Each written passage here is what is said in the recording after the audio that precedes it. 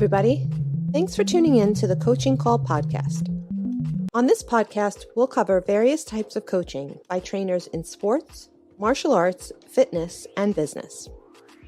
We'll discuss each coach's methods to getting the most out of their respective athletes or clients and how they attempt to change the platform in which they coach. Join us on a fun adventure as we discuss unique coaching styles.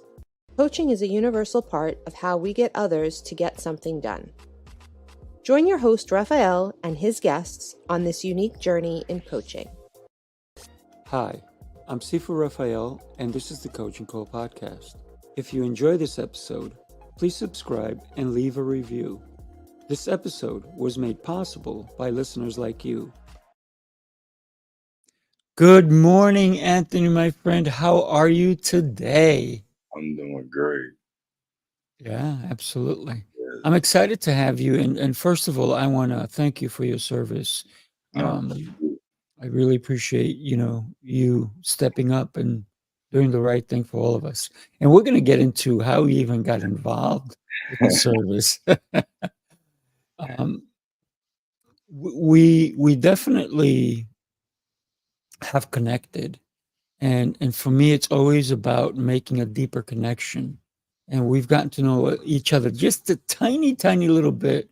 But I hope that today I will get to know you a little bit more and my audience to do so as well. I want to ask anybody who's with us to engage with us in the chat for sure. Tell us what you think, ideas, concepts, questions for Anthony. I'd love to get to know it. So, Anthony, you've had a unique life like every one of us, but I want to get to know you a little deeper. So I want to know where you were born, and even before the age of 10, who influenced you? All right. I was born in New Orleans, Louisiana, and that was also the first time I died. So I died before I was born, and the most important influence before I was 10, I'll say it was my grandmother. I'll say it was her because I spent a lot of time with her when I was young. Gotcha. Tell me what you meant by you died before you were born. What does that mean? So my mom wasn't even supposed to have kids, and I'm the third boy. I have two older brothers. They both died. I can't remember if it was miscarriage or stillbirth or something like that. But I was the third one, and for medical reasons, my mom wasn't even supposed to have kids. Wow. And she was on the pill, the birth control, the whole nine, but things still happen. And so during my birth, it was a C-section, and she has real bad asthma, and so during the C-section, she actually woke up, and when she woke up, seeing all of that, hearing all of that, and so when that happened, we both died. She died, I died. Oh, And wow. open, the whole nine. And from what she told me, and she actually wrote it down. That's her actual letter right now. I'm gonna put that in my book later on. And when they was working on her, bringing her back, they brought her back, but I was still dead. And during that time, and I didn't remember none of this until my 40th birthday. And so during that time, all I can hear was screaming, yelling.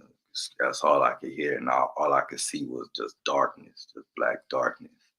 And my mom was like, "You died." And she told me this story on my 40th birthday when I asked her about it, because that in itself is that's a part of a whole another story how that memory came. Mm, And I asked her about. She said, "Yeah, that happened." But what I heard, what she said, what I might have heard was the screaming from the doctors, and her and my dad, who wasn't allowed inside the room because of the type of birth that it was, and he mm, was bamming on the doors because he can see everything. He was bamming on the doors, trying to get into the living room, and he said that the security guards were trying to hold him back. So there was like all that noise and commotion. That was what I was probably hearing. And when they went to move to me, I just started crying. Came mm. back, started crying, and it was on from there. Wow, you've known resilience from even before you were fully born. That's pretty incredible. And Nikki Cruz says you're amazing, my friend. Oh, hi, Nick. Uh, Thank you. Thank you for being here with us, Nikki. When we consider that experience, traumatic experience at birth, and for you to have even a thought of it and remembering, that's pretty incredible. Because most people, I spoke to somebody recently who can't even recall their fifth birthday, even, right? And that's They have no memory of anything. and that's the weird thing. I have memory issues because of my brain damage. I have legit memory. A lot of my childhood and regular memories. I can't remember. I literally cannot. Mm, mm. We're going to get into your brain injury and so forth, but it's incredible when you can immediately. You said my grandmother. My grandmother affected me before the age of 10. Why would you say that she was that person in your life then that impacted you? Cause she was like my mom. She was like, and then I think I was her favorite grandchild because other than my cousin who actually lived with her, I was there a lot. But Mm. it was her. Like she was always there, always protective. Always she was a grandmother. She's straight Creole, Louisiana. All of that, and she was always there. Like even later on in life, as a teenager, we'll be laying in the bed with her watching WWE or WWF because she like wrestling, and so that was and then even to this day, even as a grown man, until the day that she died, she was always going. I could pick up the phone, call her, we would talk, and you Mm. know, it was her. Wow, wow. Uh, Talk to me about, you said Creole Louisiana. What does that mean to somebody who does not understand what that means? So my family on both sides is French Creole. So the background of the history of Louisiana with the French and the Dutch and all of that, all that history and the Indians and all of that, and that is my descendants. My grandfather, my dad's dad, he's Louisiana Indian. I think he was 6'1", 6'3", long hair, like all Wow. his brothers. So that is my family. And then on my mom's side, it's the French Creole and Mississippi. So have that cross. Mm. Very interesting, very interesting. Um, I love me some gumbo, just saying, because you're bringing that stuff up, and I'm like, wow, I need to go hang out with you, my friend. But besides your grandma, right? Which I love the fact that she used to watch wrestling with you in bed and stuff. I mean, that's what grandmas and grandpas are for, right? Just to chill and spoil you, if you will. Um, in your I want to get into how you got into the military, but talk to me about your teenage years. What was that like, And also, who were your influences besides your beautiful grandma? Teenager influences. I say it was my brother Darren. He ended up dying from getting sick. My Mm, my mom and dad, they were some. So even though they were divorced and all that stuff, but they were still, we were the kids. We came mm, before it all. nice. Getting into the military, that was my mom because of my teenage years. So during my teenage years, I was violent. Mm, Um, I was fighting a lot, getting put out of school. I ended up getting put out of the state of Louisiana and had to go live with my dad, mm, in Atlanta because of it. And ended up, I don't know the detail till this day. I don't know the actual back details from it, but I was about to go to prison as a teenager because of it, because wow. of so violent and fighting. And this was back in Louisiana, Mm, and ended up going to Atlanta, and that's where I graduated high school from, Redan from Redan High School in Stone Mountain.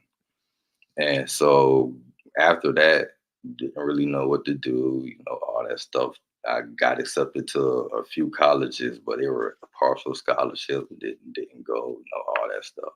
So went back home, and then my mom, I went back to doing the same things that I was doing. And then my mom one day, she had tricked me to get in the car with her, and we was going somewhere, but ended up at the Air Force office, recruiting office. And so she basically told me to sign those papers, or I'm not going home. I don't have nowhere to live. So I wow. signed the papers, and I went to the Air Force, and ended up getting kicked out the Air Force, and went to the Marine Corps a few days later, and that was that. Wow. So let me get this straight. You are a hothead. So you're fighting. Hey, listen, I love to fight. I just don't like to get hit. So, right. So, considering all your fighting and you almost went to jail, you got thrown out of the state, you had to go live with your dad. It's pretty incredible when you're young like that and you don't listen, if you will, because you're a hothead, right? Um, and then it carried into the Air Force that they kicked you out. So, what inspired you to say, hey, you know what? I got kicked out of the Air Force. Let me go check out the Marines. What was that about? So that's the story behind that is, so when I was going through the process of getting put out the Air Force, my mom she retired from the government. She was at that time of what it was called Homeland Security at that time. It was before Mhm. ICE. And coincidentally, everyone in her office were Marines.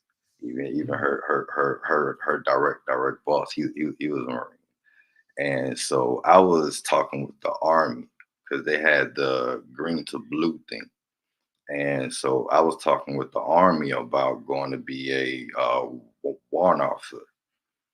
And so on the phone, my mom, telling her, what was going on. She was at work because I always call her. She always at work.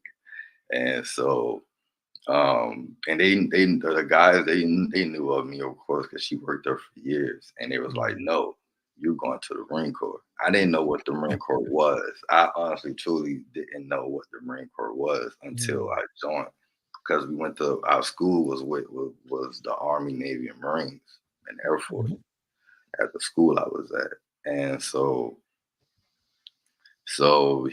I'm on the phone, and he was like, the Marine Corps is calling you, and good enough, my phone was ringing. So So I was talking with the recruiters, and I told them, I said, okay, because by that time I already knew the day that I was leaving. So I was like, okay, cool. I was like, all right, I'll go wherever I go, because my mom was telling me that was part of my thing. I had to finish a 4-year college, or at least an enlistment in the military. Mm. And so, and whether that's true or not, that's what my mom told me. So, so that was in my mind. That Right, was right. in my mind. That, and then also while I'm there, it clicked. Like, I need to do something with my life. I was 21 at the time, because I turned 21 in Air Force boot camp. So I'm like, it clicked. Like, I needed to take this seriously. Mm. So I knew I was gonna be home on a Wednesday. I forgot what day I left. I forgot what day I left, but I knew I was gonna be home on a Wednesday. So I told them both, and I told them the Army and the Marine Corps recruiters. And the Army recruiter actually stopped answering my calls when I told him I was talking with the Marine Corps. He actually stopped answering my calls. What? And so I said, I'm gonna be home on a Wednesday. Whoever shakes my hands first, that's where I'm going. Because I always grew Mm. up, you gotta know the way you shake your hand. Right. And so he was like, all right, cool. So I get home, my god brother, Darren, he ended up getting me and picking me up like he always did. And so I get home, and the Marine Corps recruiters come walking out the house. And that's how I got into the Marine Corps. Mm. And that very what it was a Wednesday, that Monday, I think it was that Monday I was gone. Mm. So talk to me about how long you were in the Air Force before you got kicked out. Almost a year, right at a year. I want to say like Really? 7, 8 months, 9 months. I didn't even finish. I didn't even make it to the Fleet Air Force. I was in 2 schools in Shepherd Air Force Base.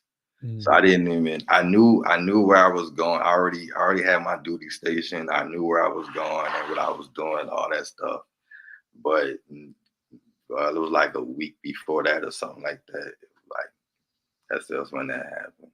Mm. Like, So that means you went through 2 boot camps, right? Because the Marines were not gonna say, "Yeah, you can come in." No. So you had to go through 2 boot camps. yes. That's tough, man, when you think about it, right? So tell me, we don't wanna split hairs here, but which boot camp was tougher? I both. I was both, You were and equally tough? I would say because they were different. That was the thing. They were different. So they were different. So the Air Force boot camp, the Air Force boot camp was focused more on attention to detail and perfection. Mm. So it didn't really focus on a lot of shooting. We didn't fight. The marching was different, but it was same. So it was but the Marine Corps, however, the Marine Corps, however, focused on everything. Mm. And for me, I was already going through boot camp, and already, a lot of my family and friends, they had served. So I already had an idea in my head. I was gonna get yelled at, I was gonna get Mhm. hit and all that stuff like that, which is how I grew up. So, Right. know, No different. yeah, you talk, you even get the wrong look, you gonna get hit. So I was already prepared for that mentally and everything like that. And physically, I was already, in shape. So Air Force boot camp, honestly, I didn't really have too much a hard time. And then Mm. during that time, that's when my grandmother died Mm. while I was there at boot camp. And so I was allowed to actually leave boot camp, go to Mm. her funeral, and go right back to boot camp right before I graduated.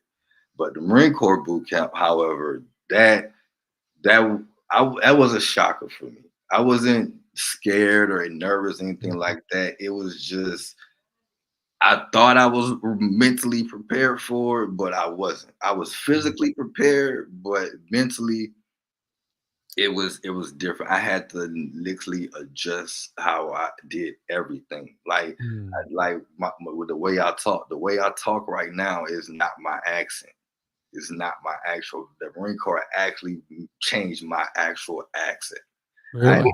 actually had to stand in a wall, facing the wall, screaming, "I will talk louder. I will talk louder." That's what I had Mm. to do that. I think for like half an hour or something, like I don't know. But like, and it literally changed my voice. It literally made me project my voice more so people can literally understand what I talk. Because the way I really talk is really low with that actual New Orleans accent. And I can't even switch it on and off no more like I used to. I used to be able to switch it right after I got out of boot camp. But and then it changed me mentally. It gave me a lot of kumbaya moments. It Mm. it did the whole. It changed my mindset. It literally shifted my whole mindset. And then and my experiences, the people I met. I still talk to guys that I went to boot camp with and stuff. So and then the Marine Corps way they do everything is in phases. You got phase one, three, Mhm. and two, and all that. So it changes everything, and then mentally it changed me. It made me groove, as made me made like how many Clay say the light bulb went on, light bulb lesson. Mhm. It changed me. It really did. And then the simple fact that I was still had the same mindset and was still focused on the same things and doing the same things that I was doing in the Air Force, that I was doing Mm. back home in the Marine Corps, that wasn't even on my mind because Mm. it already clicked. My mind was, this is what I'm doing. And Right. it was like, okay, I'm not gonna. I already had in my mind before I even got out of boot camp. I was not gonna leave the Marine Corps. I had no intentions on getting out of the Marine Corps. I had in my mind I wanted to be a sergeant major because the sergeant major is the one that actually fixed my mind. Gave me my job in the Marine Corps when I was didn't listen to the recruiter telling me what to say. And Mm. and then meeting Sergeant Major Clay, and it was other Sergeant Majors that inspired me. So in my mind, in boot camp, I already had it. I was going to be a Sergeant Major, and so it's just different. It's different. And so if I had to choose, the Marine Corps was a better. The Marine Corps boot camp was better. I got to tell you, it's so impactful what you just told us that so many people, trust me, I want to put them against the wall and have them yell. Uh, because so many people, they're not heard, yet they want to be taken serious. They don't speak up, yet they want to be heard. And so many people, I've become almost a lip reader when I talk to certain people because I'm like, I gotta lean in and look at their lips. What are you saying? Because my ears can't hear it, and I have good hearing. And I'm like, why are you whispering when you should be loud? When you should be engaging, right? So that's a powerful thing that the Marine Corps did for you. And when you said it changed you, it reframed your mind that if you wanted to be someone, you needed to speak up. I love that. I love that. And I think that's a huge message for anyone listening. If you have, there's nothing wrong with being soft spoken. Absolutely not. At the right time. Mm, But right. when you want to be heard, that's when that's when you need to level up your voice, your tone, your skills. I Right. love I love that you got that from that lesson. Yeah, and it's a full circle moment that I'm a speaker now. That's correct, my friend. You are a speaker, but you and Nikki says yes. Speak up. Mhm. And that's why you're a speaker. By the way, Nikki's going to be on my show on Friday as well. Okay. Nikki, I'm excited to have you on. When we consider, you said the last thing that you would, if you had to choose again, you would pick the Marine Corps I would.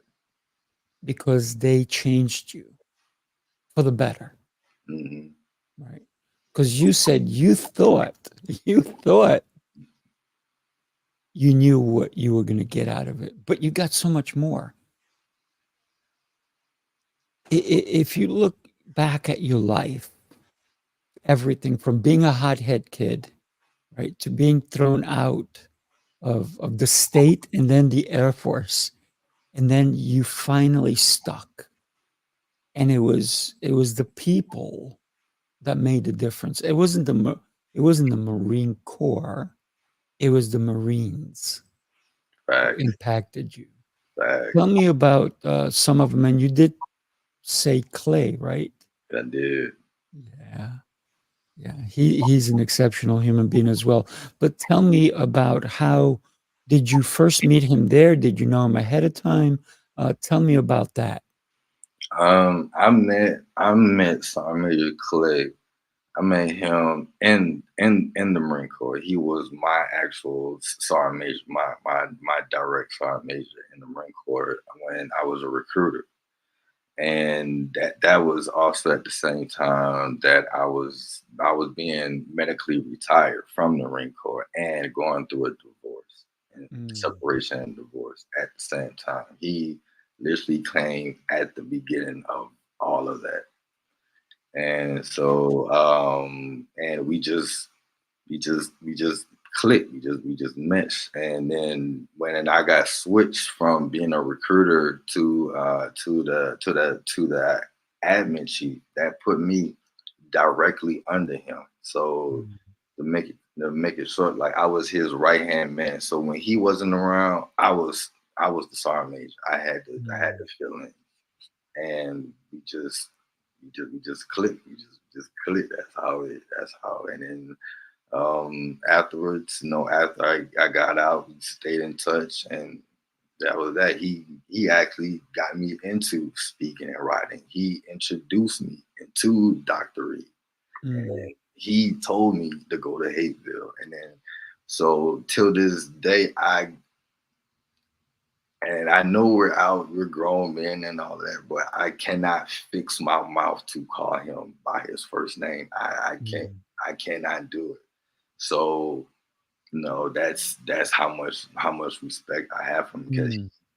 he, put me on the path. He literally saved my life multiple times. He literally Wow. stopped me from ruining my life because of the divorce and everything that was going on with that. Mm, mm. Let's back up a little bit because you've impacted so much and you unpacked so much. Um, so you are enlisted in the Marine Corps and you are doing what you're asked to do. Talk to me about, first of all, how long did you serve? Right at 14 years. Yeah, Wow, right at 14 years. incredible, incredible. Most people only serve four and they're gone, right? But you re-enlisted because you have to re-enlist. You can't just, Right. right? You have to re-enlist. So talk to me about your injury and how did that come, and how was your advancement in the ranks also? So the injury came before the Marine Corps, when I was a kid. Oh, it did. Okay. Yeah, so I was like 5, 6, something like that. And so in the kitchen. This is before my mom and dad divorced. We from this, and I'm going off of the story that I've been told over the years, over and over the same story. And so we were in the kitchen, and me and my dad was playing, and somehow I jumped up on the counter. I got on the counter and I just jumped. Ooh. And when I jumped, my dad tried to hurry up, turn around and catch me, and I fell. Mm. Busted my head open, went to the hospital, had surgery and everything like that. I had to learn how to walk and all that stuff, which I didn't have any learning disabilities. All I had was the speech, the stutter that I have right now. And it comes and goes. Mm. But I never got teased for it, never got bullied. That wasn't the reason because of my fights or anything like that. Like I was on the. I never got bullied. I never have. So I empathize with people that have, but so this has nothing to do with that. So, but this is really my only issue. So I thought. Right. But I had I have the plate. The plate, I had the plate put in right before puberty. Right before I hit puberty, that's when the plate the plate was in, and I can't remember why. I think it was like swelling or something. I don't know why. So you had to have a second surgery. hmm Mm. Yeah, and so went all through life, really no major issues from it, no anything again. So I thought until later on in the Marine Corps. So I was a recruiter, and Master Gunner Sergeant Bell. Master Gunner Sergeant Bell asked me about the scar, which I get asked about all the time. So it wasn't nothing. No, so he asked me about it. And I told him, and he was like, have you ever got seen while you was in? I was like, no. I was like, no. He's like, why? Like I just never did. Went to medical for a bunch of other stuff and everything like that, but never because of my head. And I always had headaches and everything, but I thought I was doing what I was doing. Mm. So I made the appointment like I was told to do. Made the appointment with the neurologist, and he just literally explained my whole life, everything Really? off of the scan, off of the brain scan, and he started the actual process because he was like, one good fall, one good hit, something like that, blah blah blah, and he started the process. Tried to fight it, but Mm. that's how it went. But Mm. got other medical issues and everything. So literally everything he said that was going to happen happened, and it got sped up. Mm. So and yeah, but that's the story behind that. Wow. Yeah. So definitely, you like Nikki says, you've overcome so much, but your life is not over, and you have so much more to give and do, my friend. Um, it's incredible when you thought it was natural. Right? It's just what it is, right? But then it was a good thing that he acted on your behalf, even though you didn't want it, right? You Right. didn't want to leave. You didn't want to leave. Um, so 14 years, it's a long stint. What wound up? And you said obviously you were married, you were going through a divorce. What was life like once you were medically let go? It was hard. It was hard. It was hard. I went from Marine husband, all of that, to a single father, bunch of medical issues, Mm. lawyers going through I signed my divorce papers the day before I retired, my actual Mm. retirement ceremony. So I signed my divorce papers, divorced. Very next day, I did my retirement ceremony. Wow. And single father, I went through the same emotions as same things as every other veteran that ends up getting out. You know, I went through the same things on top of being a single father. But I I was blessed that, you know, my sister was around, Sergeant Major, and you know, I live like 10 minutes or so, about 10 minutes, 5, 10 minutes from my dad. So I had support. Mm. So, you know, and then I had my son. So I just had to do what I had to do. So, Mm. you know, I couldn't sit there and dwell and soak. And at the same time, I was depressed, suicidal. I went through the whole nine mentally, Mm. physically, the medicines, the pills. Like I went through all of that, not sleeping, like so. But I had responsibilities. I had my son. Then at the same Mm. time, my own daughter, my youngest daughter, found out about her, you know, and how she came about and stuff. That's a story. So, but things I had responsibilities, so I couldn't sit there. So while I'm going through all of that, I had to do it. I just had to do what I had to do, you know. But I was going to therapy and going to my VA appointments and going through the motions. I walk around like a zombie. I was angry. Mm. I was going through all of that, but I was still doing what I had to do. Even with the anger. Yes. Yes, So your hot head came back a little bit? he did. He did. You know, since I've known you, I've never seen you angry. You're so warm and giving and so helpful to everybody. Um, I want to talk about how I met you in a little while, but let's consider that you talked about people being there for you.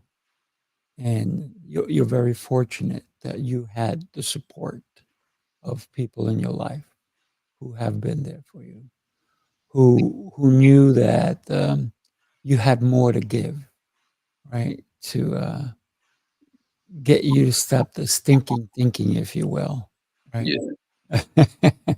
Because kids do it, adults do it too, right? We have Mhm. all the negative thinking that we go through in our lives. So considering everything you've been going through, how did you get to where you are today? And it's a process, I know that. But Mhm. if you can take us into how you became I'll you say, today I, after the Marine Corps. I'll say God, really, honestly, God. Yeah, that is the only way. It's a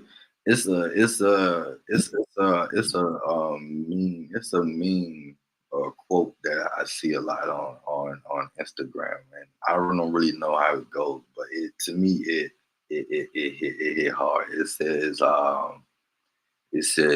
it takes going through a lot of pain to be this calm. Mm. And it's funny too. The Marine Corps has a saying, "Pain is weakness leaving the body." And then That's right. me, one of my internal struggle is pain. Like I am in literal physical pain 24/7, Mm. 365. So it wakes me up out my sleep. From walking, standing, doing anything physical, sitting down, like it is all pain is a part of my life. So it's to the point right now that um I've died 3 times. I've went Mm. to hell twice, purgatory once. I died before I was born. I fell down stairs and then had blood on my brain for up to 4 months. Mm. I can't drive anymore. I go through things. So it's to the point right now where why sit there and dwell? I done been through so much and I'm still here. I discover my purpose. I Mhm. understand myself. I have that self-awareness, that understanding. I know who I am as a man. I know my mistakes and I'm trying to fix my mistakes, no matter if it causes me embarrassment or not. I have things I have to do. I know my why as a person. I'm Mm. doing what I want to do, fulfilling what I'm feeling. And I'm fortunate enough that he has set my life up and aligned my life in a way that I'm 41 years old, Sifu, and I'm retired 3 times. I'm on Mm. the verge of retiring again, because I'm going through the Social Security process. I have the freedom, the ability to be with my Mm. kids when I get to that point. I'm still going through the process, but when I get to that point, I can be with my kids. I can just get Mm. on the plane and go. I don't have to report to nobody. So like right now, where unless you push me to that point, that means that God allowed me to unleash whatever wrath that comes to you. Mm. So right now, I'm calm. I have the ability to do a lot of things that people don't. Mm. So right now, I'm focused on my purpose. I'm focused on my business. I'm focused on fixing the things that I have to do so I can have that freedom with my kids to see my kids. That's my why. Mm. So, my kids are my why. Mm. I can give back to veterans. I can give back to those that have poured into me. I Right. can do things. So I don't have no reason to be angry. I don't have no reason to dwell on what it is. What happened to me happened to me. What was done to Mhm. me was done to me. What I am is what I am. What I went through is what I went through, but I'm still here. Death Right. has been chasing me before I was born, and he's still chasing me. So until God says, okay, death, you can have him, not even death can stop me. I've died. Mm. I've been to hell twice and came back. I, Mm. I understand hell. I understand spirituality. God put me on this path. God talked. Me and God, we talk. We talk. We Mm. talk the way we talk. I don't pray on a regular because me and God talk. I am a walking, living biblical testimony. Mm. So I don't need to sit down and pray like this. Me and God talk on a regular every day throughout life. So, you know, I don't have no reason to be angry. Seafood. God is my tattoo. Whenever you do see my tattoo is Jesus. I got Mm. without in the Marine Corps before all this even started. So I've been on this path unknowingly without even knowing it. Mm. And now that I know what I'm doing, I know the path that I'm on. Again, if death Mm. can't stop me, like why be mad at man? Yeah. Yeah. No, I love the attitude and the connection that you have with God because I too have that kind of connection, right?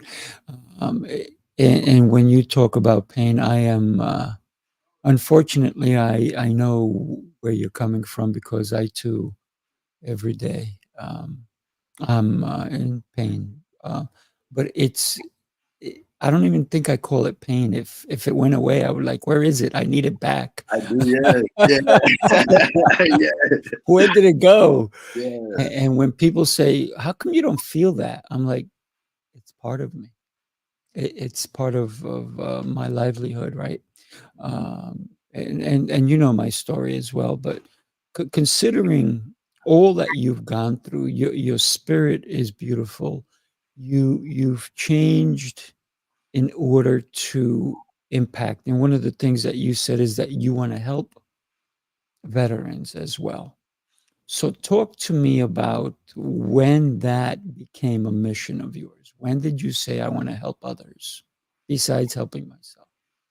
When I say when I became a veteran, when I became one that had to go through the system, you Mm, know, we were always told, you know, this and that about the VA and stuff like that. But you know, just like with most people don't understand something until they go through it. They go through it themselves. mhm, So that's when it became when I started when I became a veteran and was going through the system and seeing how it was. And you know me, I'm blessed enough that going through the VA system was easy for me.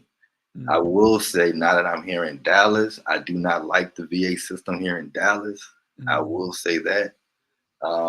But for me, I don't have the painful story of the VA like most veterans do. And no, for me, I take that as a blessing because I understand it. I know veterans that go through it. Now that I'm here in Dallas and experience it the bad side of the VA myself here in Dallas, I understand it now.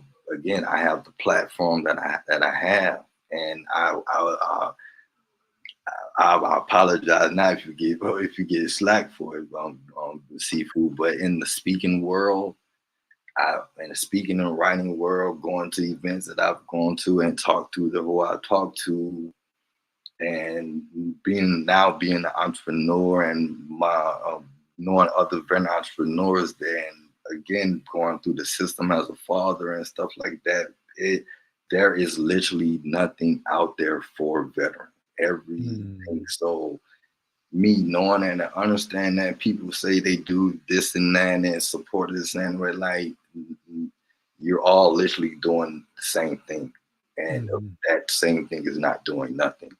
So that is not my passion. So, and then again, I'm fortunate enough and I'm blessed enough and I understand the situation that I'm in on the financial side.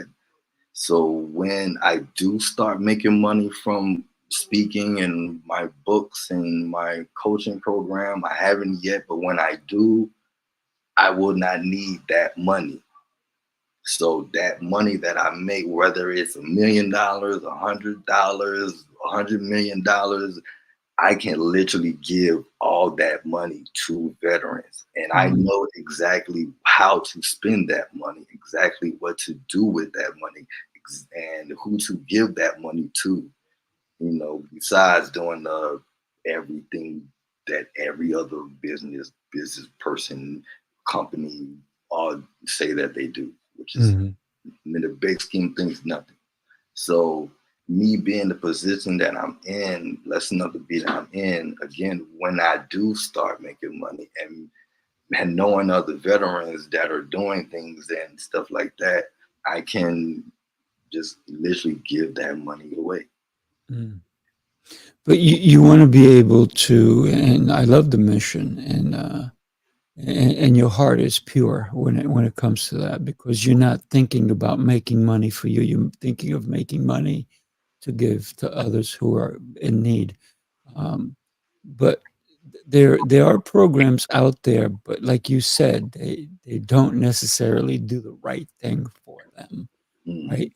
I know there are certain companies that hire veterans, which is a beautiful thing, because sometimes when you retire, you don't know what to do afterwards, or you don't have a good place to fall into. Um, and when you consider what you want to do for them, do you have an actual plan of how you want to help the veterans? Yes, yes. Share it, my friend.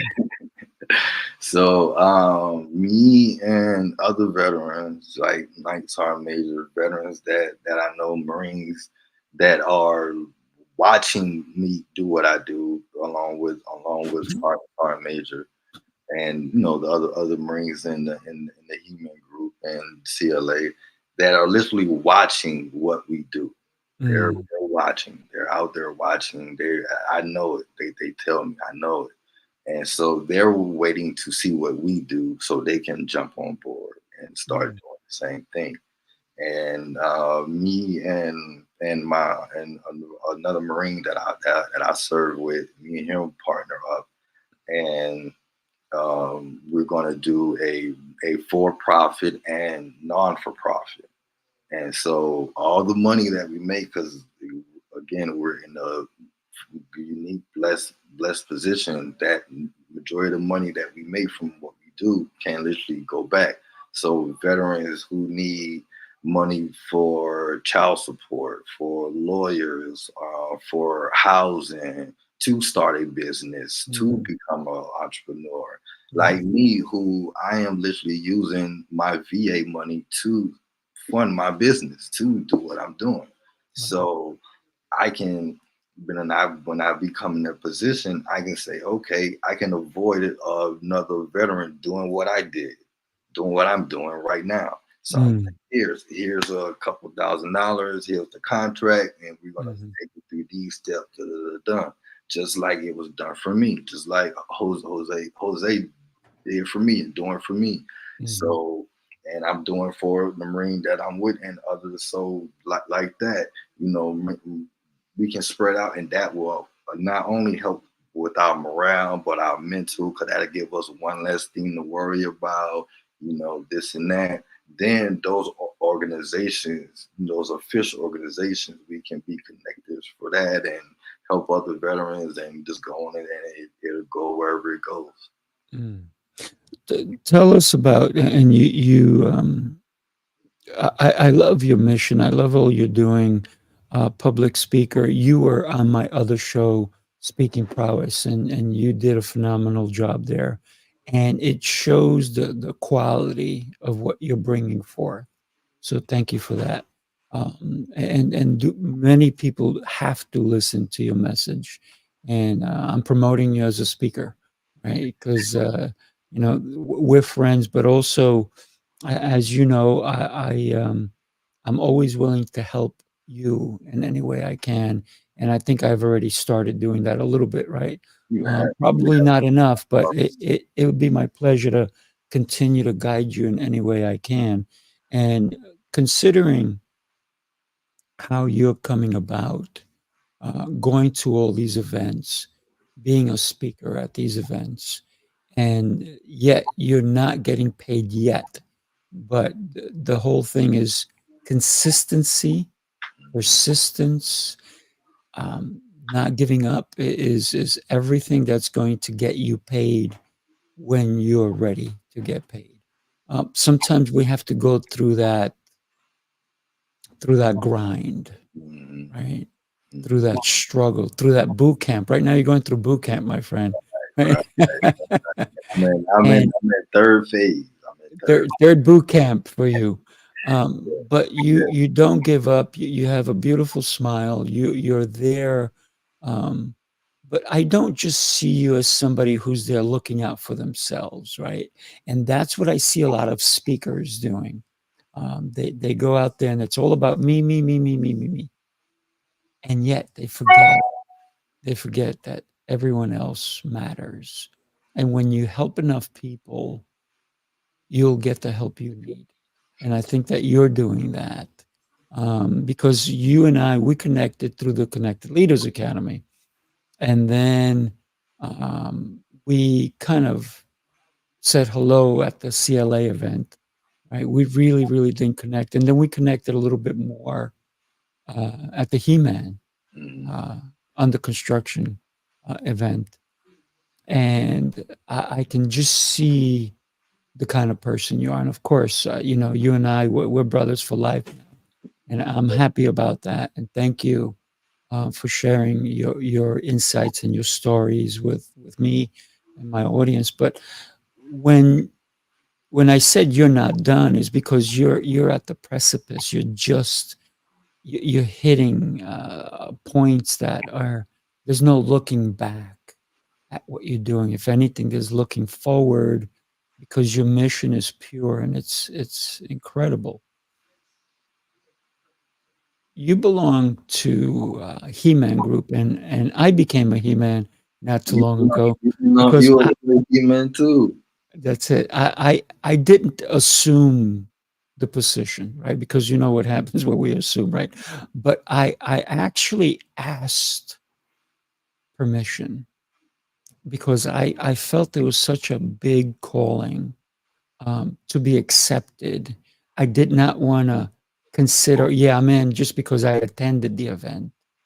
I wanted to be officially allowed to be even called a He-Man because it's a mission that Dr. Oliver Reed is an incredible human being, and he's brought so many amazing men, you being one of them, to share and to be open with one another. And it's a beautiful thing.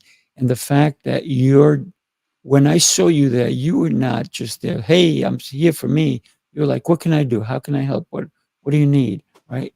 Um, and it was just everybody in the room was the same. And it was a beautiful thing. Like mindedness. That is what the world needs. Hmm. For You know, sure. For sure. So Anthony, I want people to go into your program. I'm going to put it across the screen now. I want to give you time to tell us about your Divine Warrior Dimension.com program. And people go to the website, right? Divine Warriors Dimension.com. yeah. Tell us about that mission. Tell us about what they can find when they go there and how can somebody work with you. All you have to do is, like you say, go to divinewarriorsdimension.com, or all my social media is my name. You can just put in my name, and all my social media come up, from Facebook, Instagram, all of that. But the mission of Divine Warriors and how I came about of what it is and everything is basically it's for men of all ages, young, old, middle age, whoever, and all veterans. And it's basically I give you when you go to the website, obviously you're gonna see my bio, a little bit about me, but the mission itself and my mindset coaching program is to basically take you through what I did. What I did organically, I figured out how to put those steps into actual use in life. And so that's what my program is. We're gonna go through my life through you. So you're gonna sit down, find out what's issues, what's wrong, and we're just gonna take you through it. I can't lay it out because each person is different. The program is adjusted to the individual person and whatever it is that they got going on. But it's Mm. just to take you through that. We're gonna go through life. We're gonna go through spirituality. We're gonna go through mental. We're gonna go through understanding, self-awareness, accountability, and through all. And I just lay them out in different dimensions Mm. because I know my mind is so spaced out and it's so out there. It does not fit into the regular smuggler coaching program. Mhm. I am not the regular speaker. I am not the regular coach.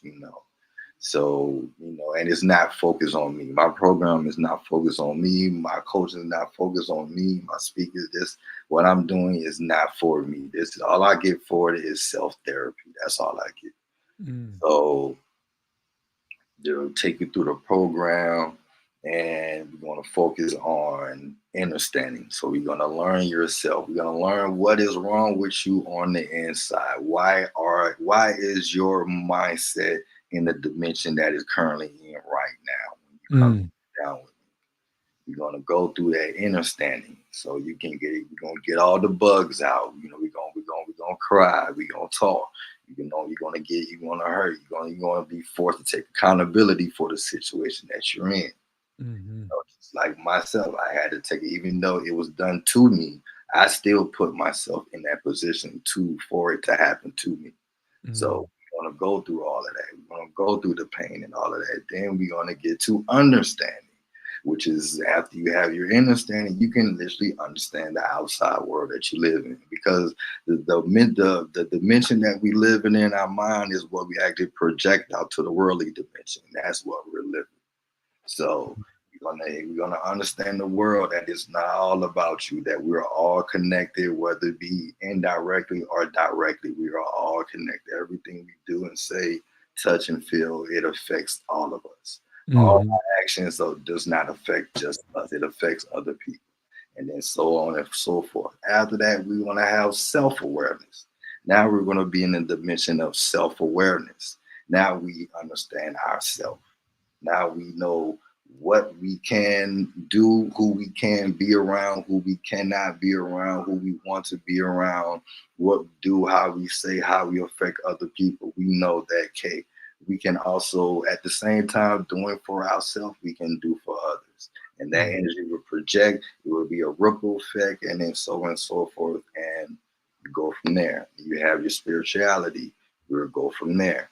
You know, because we cannot do anything on this worldly plane for ourselves, for others, if we don't understand what he has done for us to be in the position to do for ourselves and others. We will touch on all of that, go through all of that. And then after that, your mindset will be in the dimension of mind.